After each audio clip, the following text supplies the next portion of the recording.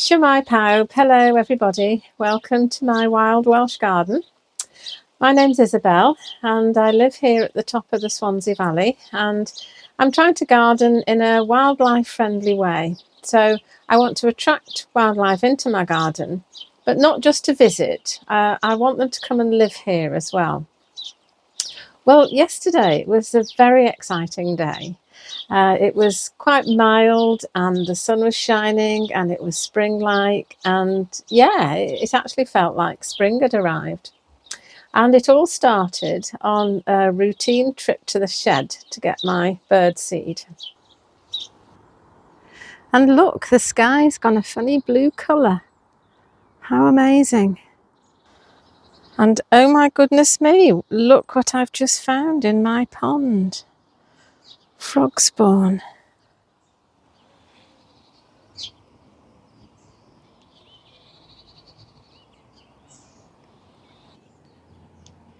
So there they are, little eggs of frogs that will grow into little tadpoles.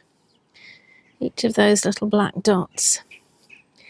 Well, this is the second year that I've had frog spawn in my pond, and I think I probably had about the same amount last year, and none of it survived, I don't think, into little frogs and adult frogs.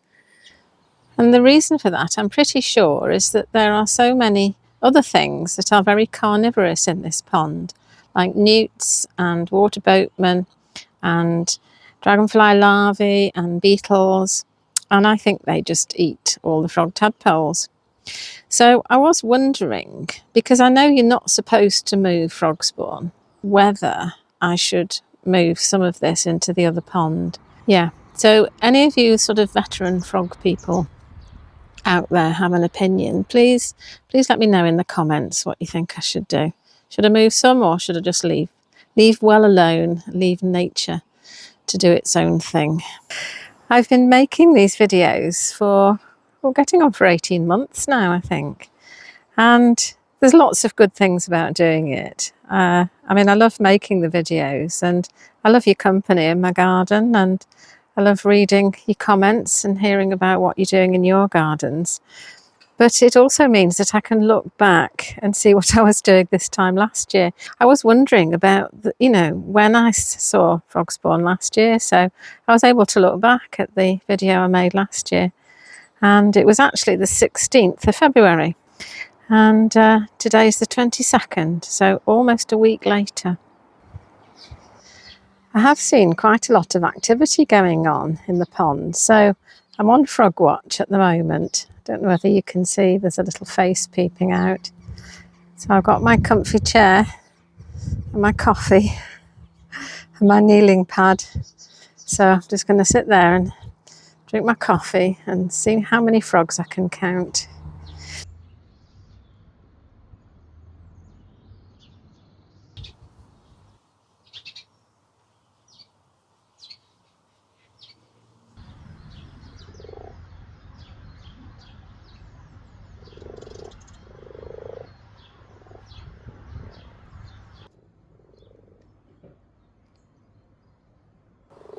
So I was just sitting drinking my coffee, and then the sun came out and all the frogs came to the surface and started croaking and, yeah, having a party.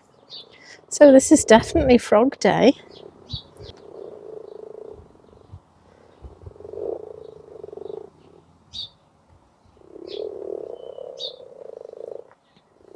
Yes, I don't know how many are in this little tiny pond. I can see 1, 2, 3, 4, 5, 6, 7, 8, 9, 10, 11, 12, 13, 14. Well, who would have thought it, that there'd be so many frogs in my tiny little pond? This makes me very happy to think that I made this pond and all these little frogs have come to hopefully lay frog spawn and produce tadpoles and another generation of frogs. And maybe there'll be more frogs than before I came in the area. And that's what it's all about, not just biodiversity, but bioabundance as well. I mean, we want as many frogs as we can possibly have, really. Could you possibly have too many frogs? I don't know. I guess if you had a frog phobia, there'd be too many frogs.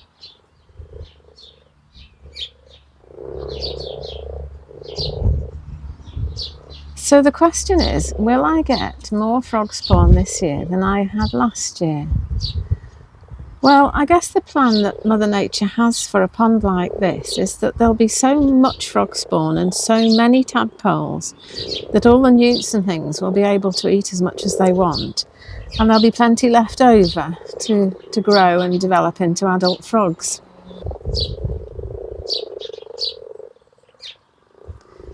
And whether I have more frog spawn than last year will depend on whether some females turn up, because I think most of these are males and they're certainly making a lot of noise to attract females. So I think every female in the vicinity must have heard them. So we'll see whether any turn up, and we'll see whether I get any more frog spawn and any more tadpoles this year.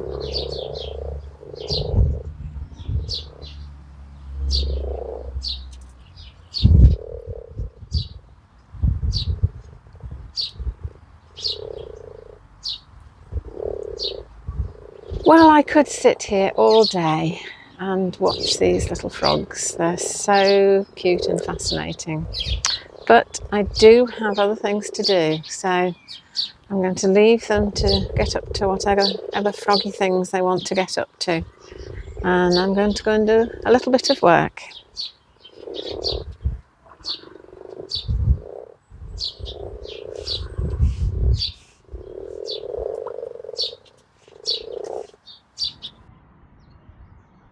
And the crocuses have come out in the sunshine.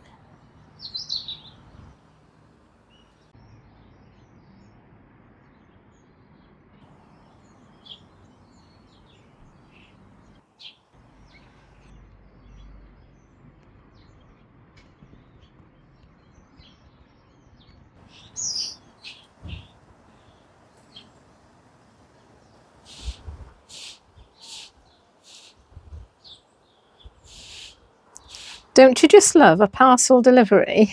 Well, these two came today and they're from Wild Garden. Do you remember in the last video about the wildflower meadow, I said I was thinking about buying some plug plants to go into the meadow, as well as the ones that I've grown myself from seed? Well, I decided that I would do, and so yeah, I treated myself. So these should all be suitable for where the wildflower meadow is. I've got 8 betony, I've got 8 chicory. I don't know betony, but it certainly looks nice. I've got 8 chicory, which is quite a tall flower with a lovely bright blue flower. I've got 8 ladies' bed straw, which is sort of, oh, how can I describe it? Sort of yellow and fluffy, I think. That's all I can do. And wild clary, which is like wild sage, really. And this is 10 red valerian. Well, red valerian grows wild around here. There's quite a lot of it, but can I grow it from seed? No. I've collected the seed and I've tried to grow it, but it just doesn't want to for me.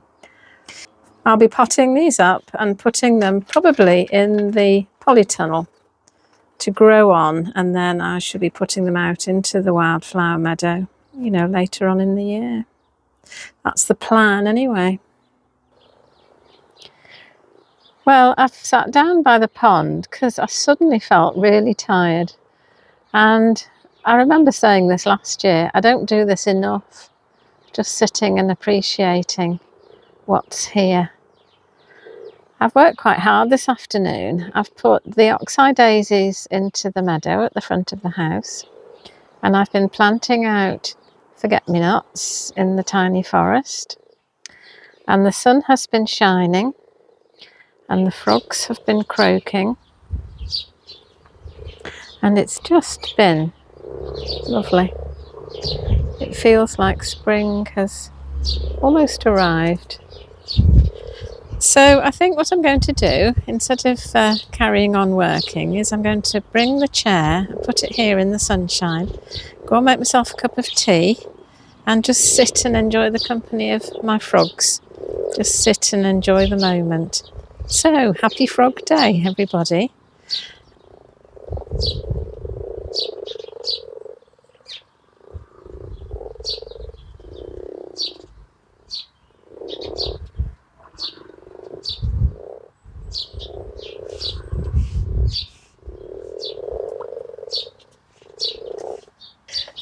So, a very exciting day in my Wild Welsh Garden yesterday.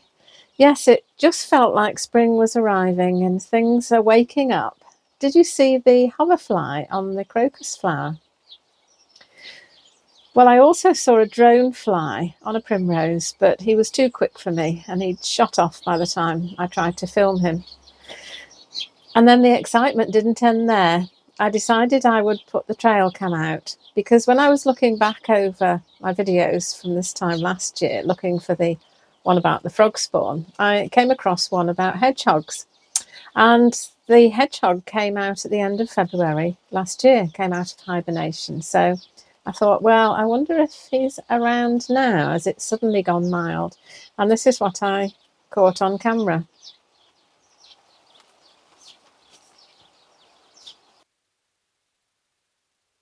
And last year I made a video about what I do for hedgehogs in my garden. So I'll put a link in the description. And if you're interested, you can have a look at it.